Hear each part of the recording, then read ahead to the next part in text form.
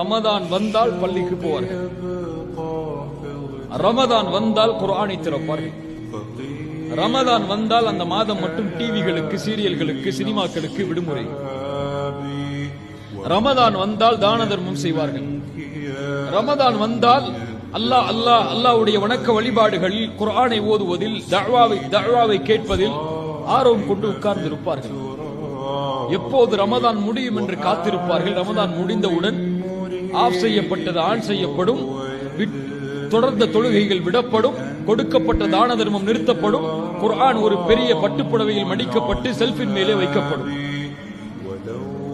இவர்கள் எல்லாம் ரமதானை வணங்குபவர்கள்.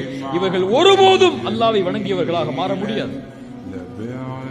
அல்லாஹ்வை வணங்குபவன் மற்ற மாதங்களிலும் இதை செய்வான், ரமதானில் அதிகப்படுத்துவான். அவ்வளவுதான். குர்ஆனை ஒரு நாள் 10 பக்கம் ஓதி இருப்பான், ரமதானில் ஒரு ஜுஸ்ஐ ஓதுவார்.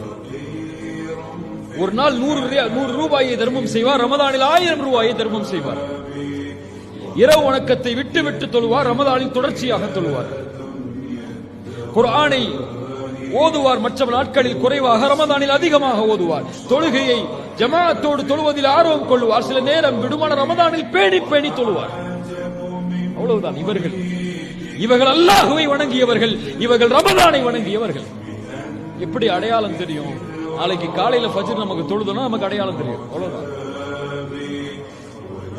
ஒவ்வொரு தொழுகையும் ரமதானில் தொழுது போன்று ரமதானுக்கு பிறகுள்ள மாதத்தில் தொழுதால் அடையாளம் தெரியும்.